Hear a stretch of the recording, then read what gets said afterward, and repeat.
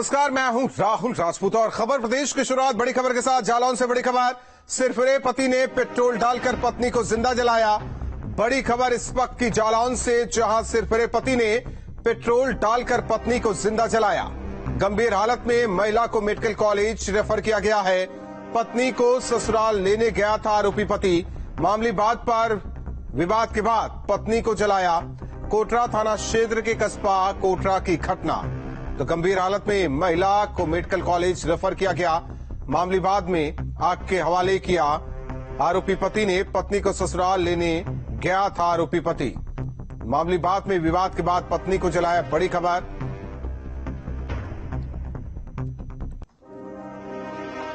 हरदोई से बड़ी खबर, तेज रफ्तार गाड़ी ने बाइक को टक्कर मारी। सड़क हादसे में बाइक सवार 2 की मौत। तो बड़ी खबर इस वक्त की हरदोई से, जहां तेज रफ्तार गाड़ी ने बाइक को टक्कर मारी, वहीं सड़क हादसे में बाइक सवार 2 की मौत। तो बड़ी खबर हरदोई से आपको बता रहे हैं, इस वक्त की तेज रफ्तार गाड़ी ने बाइक को टक्कर मारी। सड़क हादसे में बाइक सवार 2 की मौत हुई है। पुलिस ने दोनों शव को कब्जे में लेकर पोस्टमार्टम के लिए भेजा है। पुलिस मामले की जांच पड़ताल में जुट गई है। कासगंज से बड़ी खबर, फर्जी एसीएमओ गिरफ्तार। कार पर लिखा हुआ था एसीएमओ। आरोपियों के कब्जे से एक कार बरामद। तो कासगंज से बड़ी खबर, फर्जी एसीएमओ गिरफ्तार। कार पर लिखा हुआ था एसीएमओ। बड़ी खबर आपको बता रहे, आरोपियों के कब्जे से एक कार बरामद, 4 मोबाइल और 16,000 कैश बरामद। कार में चालक समेत 5 लोग थे सवार। फर्जी एसीएमओ बनकर कर रहे थे अवैध क्लिनिकों से वसूली। अवैध वसूली करते समय शक होने पर स्थानीय लोगों ने पकड़कर पुलिस को सौंप दिया। तो बदायूं के बिलसी का रहने वाला आरोपी, हालांकि सभी बिलसी के ही बताए जा रहे हैं। बड़ी खबर आपको इस वक्त बता रहे, कासगंज से फर्जी एसीएमओ गिरफ्तार। बड़ी खबर आगरा से, मंटोला पुलिस को बड़ी सफलता हाथ लगी है। पुलिस के हत्थे चढ़ा एक शातिर अपराधी। बड़ी खबर इस वक्त की आगरा से, मंटोला पुलिस को बड़ी कामयाबी हाथ लगी है। पुलिस के हत्थे चढ़ा एक शातिर अपराधी। वकील के मर्डर में शामिल था संजय मोहन। तो मंटोला पुलिस को बड़ी कामयाबी। आगरा से बड़ी खबर, पुलिस के हत्थे चढ़ा एक शातिर अपराधी। वकील के मर्डर में शामिल था संजय मोहन। तो बड़ी खबर आपको इस वक्त की बता रहे, आगरा से मंटोला पुलिस को बड़ी सफलता हाथ लगी है। आगरा से बड़ी खबर, पुलिस के हत्थे चढ़ा शातिर अपराधी। वकील के मर्डर का आरोपी है ये। बताया जा रहा कि वकील के मर्डर में शामिल था संजय मोहन। बड़ी खबर लखनऊ से, कल होगी योगी कैबिनेट की अहम बैठक। सुबह 11 बजे लोक भवन में होगी कैबिनेट बैठक। कैबिनेट में कई महत्वपूर्ण प्रस्ताव पर लगेगी मुहर। कल मंत्री परिषद की बैठक भी हो सकती है। तो बड़ी खबर, कल होगी योगी कैबिनेट की है बैठक। लखनऊ से बड़ी खबर आपको बता रहे हैं, सुबह 11 बजे लोक भवन में होगी कैबिनेट की बैठक। तो बड़ी खबर, कल होगी योगी कैबिनेट की अहम बैठक लखनऊ से। और वहीं खबर यह भी है कि मंत्रिपरिषद की भी बैठक कल हो सकती है। तो कल मंत्रिपरिषद की भी बैठक हो सकती है। बड़ी खबर, कैबिनेट बैठक, और साथ ही साथ बताया जा रहा है कि कल मंत्रिपरिषद की बैठक भी हो सकती है।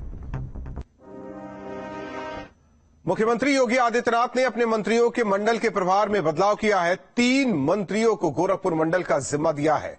इनमें सुरेश खन्ना, दानिश अंसारी और दिनेश खटीक को जिम्मेदारी दी गई है। वहीं स्वतंत्र देव सिंह को वाराणसी का प्रभार सौंपा गया है, जबकि जितिन प्रसाद को लखनऊ और संजय निषाद को झांसी का प्रभारी बनाया गया है। योगी सरकार की दूसरी पारी में यह तीसरी बार हुआ है जब मंडल प्रभार में बदलाव किया गया। सीएम योगी का निर्देश है कि सभी मंत्रियों को प्रदेश के हर क्षेत्र की पर्याप्त जानकारी होनी चाहिए। तो एक बार फिर मंडल में बदलाव किया गया है प्रभारी मंत्रियों के। आपको बता दें कि संजय निषाद को झांसी मंडल का प्रभार दिया गया है। सुरेश खन्ना को गोरखपुर मंडल का प्रभार दिया गया है। स्वतंत्र देव सिंह को वाराणसी का प्रभार दिया गया है। जितिन प्रसाद को लखनऊ का प्रभारी बनाया गया है। संजय निषाद झांसी के प्रभारी बनाए गए। दरअसल सीएम का कहना है कि सभी मंत्रियों को हर क्षेत्र की जानकारी जरूरी है। एमएलसी उपचुनाव के लिए एसपी और बीजेपी प्रत्याशियों ने नामांकन किया। इस दौरान पार्टियों के दिग्गज भी मौजूद रहे।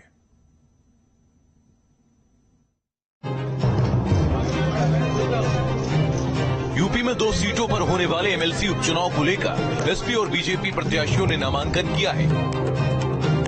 बीजेपी प्रत्याशी निर्मला पासवान और धर्मेंद्र सिंह सेजवार ने नामांकन किया। इस दौरान सीएम योगी समेत बीजेपी के दिग्गज मौजूद रहे। कोई मतलब नहीं रखता मतदान का, क्योंकि हम जीते हुए हैं। सिर्फ और सिर्फ भारतीय जनता पार्टी ऐसा खेल नहीं खेलती है। भारतीय जनता पार्टी किसी की भावनाओं के साथ नहीं खेलती है। भारतीय जनता पार्टी एक कार्यकर्ता आधारित पार्टी है। ये किसी परिवारवाद के आधार पर, वंशवाद के आधार पर चलने वाली पार्टी नहीं है। और इसलिए भारतीय जनता पार्टी में एक सामान्य कार्यकर्ता भी किसी भी पद पर जा सकता है। ये केवल इसी पार्टी में संभव हो सकता है। वहीं समाजवादी पार्टी की ओर से भी कीर्ति कोल ने नामांकन किया है। पार्टी के प्रदेश अध्यक्ष नरेश उत्तम पटेल और विधायक मनोज पांडे मौजूद रहे। बीजेपी का एसपी पर निशाना। हालांकि कीर्ति कोल के नामांकन को लेकर बीजेपी ने समाजवादी पार्टी पर निशाना साधा है और कहा कि ये उनका अपमान है। समाजवादी पार्टी का एक दिखावा, केवल छल है, लोगों को गुमराह करने की नीयत से। अभी पिछले दिनों जब उनके पास 2 सीटें फुलफ्लेज थी, उनके पास वोट थे 2 सीटों के लिए, उसमें से तो प्रत्याशी नहीं बनाया। ये वो जानते हैं कि समाजवादी पार्टी उस चुनाव में बुरी तरह से परास्त होगी, हारेगी। केवल लोगों को गुमराह करने के लिए इस प्रकार का उन्होंने कार्य किया। जनता उन्हें कभी माफ नहीं करेगी। जब उनके पास जीतने की क्षमता थी तब पंक्ति के अंतिम व्यक्ति का उन्हें ध्यान नहीं आया। जब क्षमता नहीं है जीतने की तो उस समय वो पंक्ति के अंतिम व्यक्ति का ध्यान करने की बात कर रहे हैं, तो भगवान उन्हें सद्बुद्धि दे। विधान परिषद की दोनों सीटों पर बीजेपी की जीत तय मानी जा रही है, क्योंकि एक सीट को जीतने के लिए 200 वोट की जरूरत है और इतने वोट अखिलेश के पास है नहीं। हालांकि प्रत्याशी उतारकर उन्होंने सियासी चाल जरूर चली है। लखनऊ से निखिल शर्मा के साथ टीम न्यूज स्टेट। बढ़ते आगे, कानपुर के एक निजी स्कूल में कलमा पढ़वाने का एक मामला सामने आया है, जहां पर स्कूल की प्रार्थना में बच्चों से कलमा पढ़वाया जाता था, जिस पर अभिभावकों ने आपत्ति जताई तो हंगामा बढ़ गया। हिंदूवादी संगठन से जुड़े लोग भी विरोध में उतर आए। वहीं अब इस मामले की जांच भी शुरू हो गई है।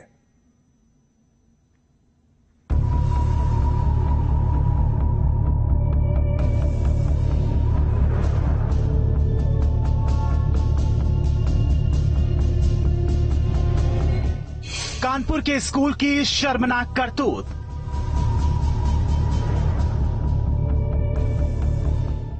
कलम की जगह कलमे वाली क्लास।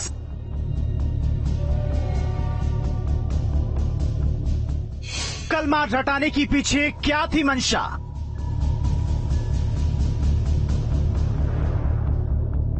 कानपुर के एक निजी स्कूल में कलमा पढ़ाने का मामला सामने आया तो बवाल मच गया।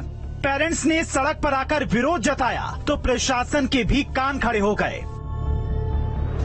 खबर जब हिंदू संगठनों को लगी तो वो भी स्कूल पहुंच गए और जमकर हंगामा किया। इस बात का खुलासा तब हुआ जब बच्चों ने इस कलमे का अपने माता पिता से मतलब पूछना शुरू किया। कानपुर में एक निजी स्कूल की शर्मनाक हरकत सामने आई है।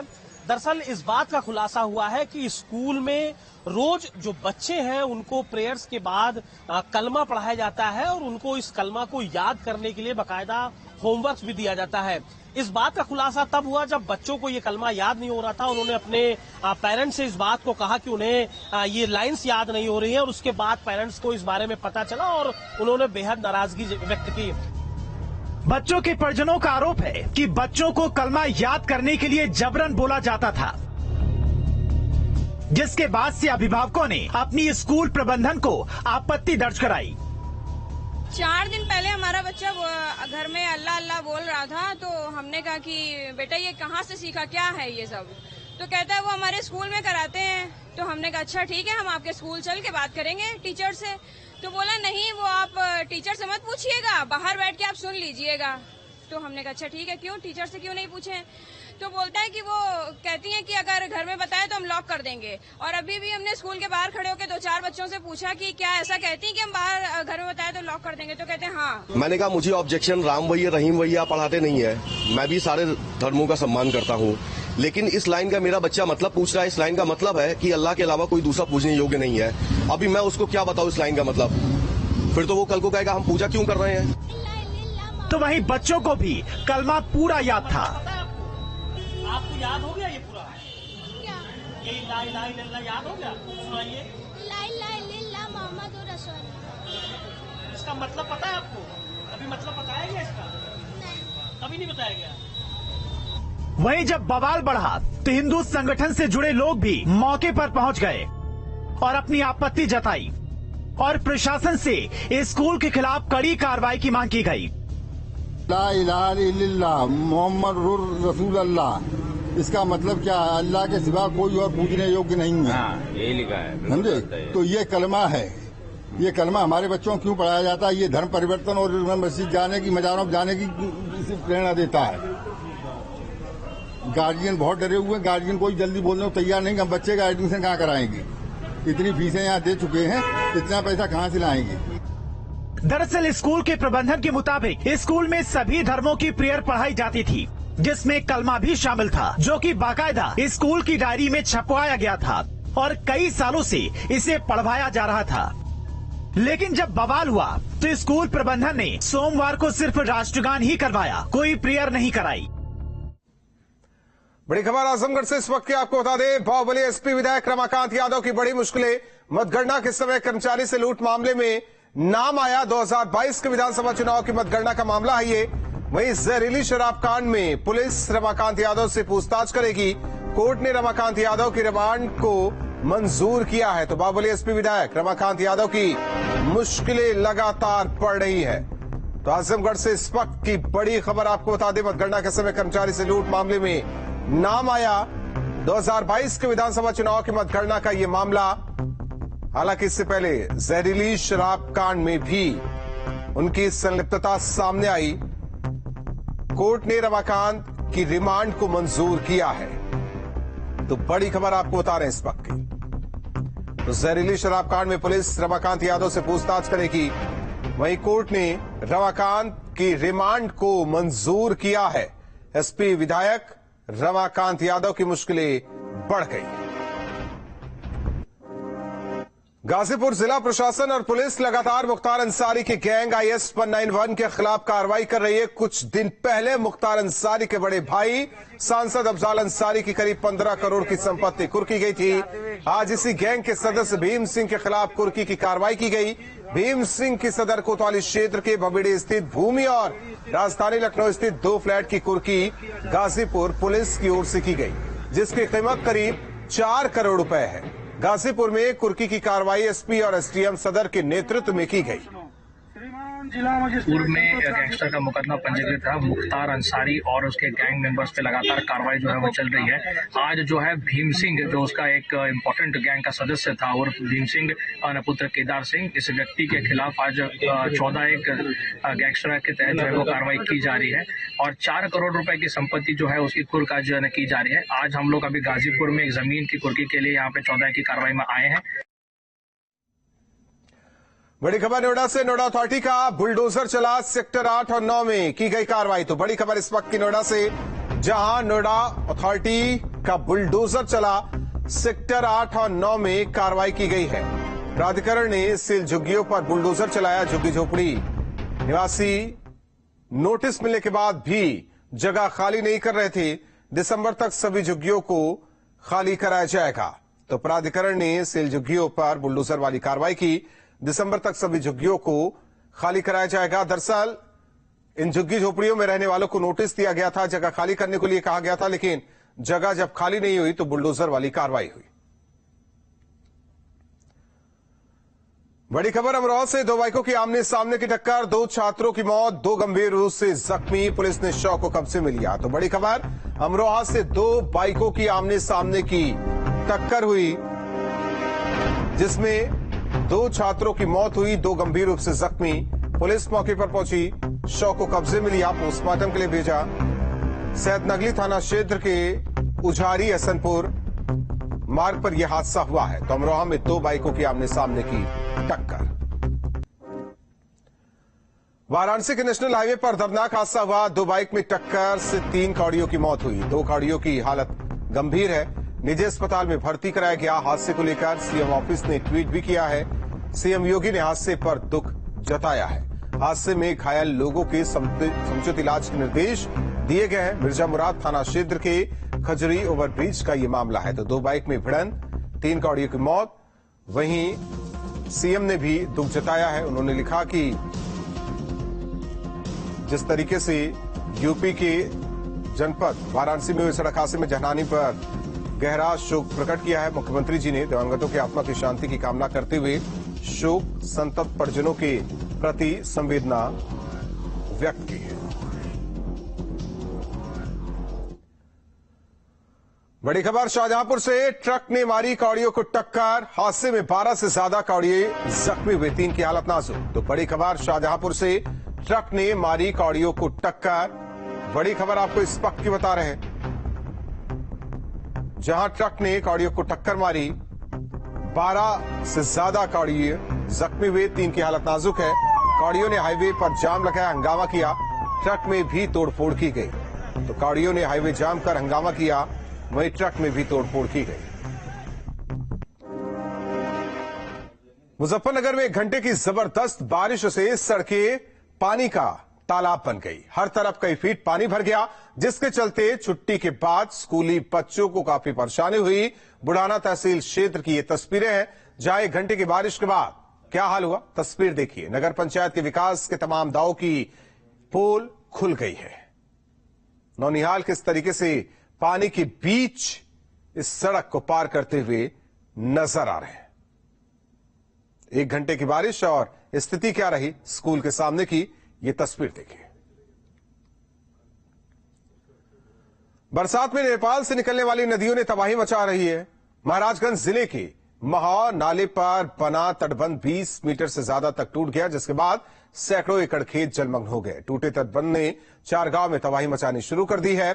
शिकारगढ़, नारायणपुर, हरकपुरा और देवघट्टी गांव में पानी के बहाव के कारण हंगामा मच गया। सिंचाई विभाग और जिला प्रशासन इस बात की मरम्मत के लिए हर साल करोड़ों रुपए खर्च करता है, लेकिन हर साल महाव नाला टूट जाता है।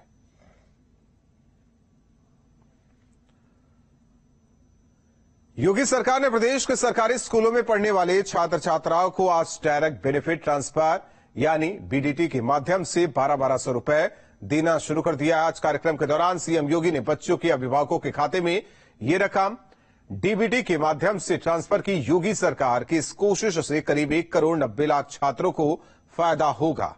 बेसिक शिक्षा विभाग अभी तक छात्रों के खाते में 1100 रुपए भेजता था, जिसमें 2 जोड़ी यूनिफॉर्म के लिए 600 रुपए, स्वेटर के लिए 200 रुपए, जूते मोजे के लिए 125 रुपए और स्कूल बैग में के लिए 170 रुपए शामिल है। इसके अलावा स्टेशनरी में 2 कॉपियां, 2 पेंसिल, 2 रबर और 2 कटर के लिए पैसे दिए जा रहे हैं। इस योजना में केंद्र सरकार का अंश 600 रुपए है।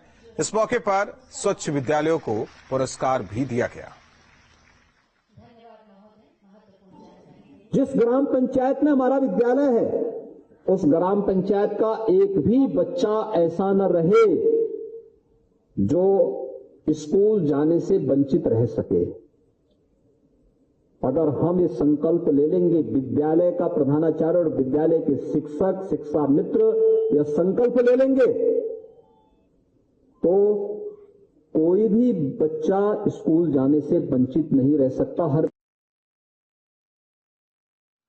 हमीरपुर के बेतवा और यमुना नदी के संगम पर एक दुर्लभ साइबेरियन पक्षी मिला है। नदी में साइबेरियन पक्षी को डूबता देख स्थानीय मछुआरों ने नाव के जरिए बीच धारा में पहुंचकर पक्षी की जान बचाई। दुर्लभ साइबेरियन बर्ड का वजन करीब 10 किलो है। डीएफओ ने वन विभाग की टीम को संगम तट पर भेजकर दूसरे साइबेरियन बर्ड्स की निगरानी में लगाया है। वहीं डीएफओ के मुताबिक संगम तट पर मिला दुर्लभ साइबेरियन बर्ड पेलिकन नाम का अनुसूची 4 की लिस्ट का ये पक्षी है।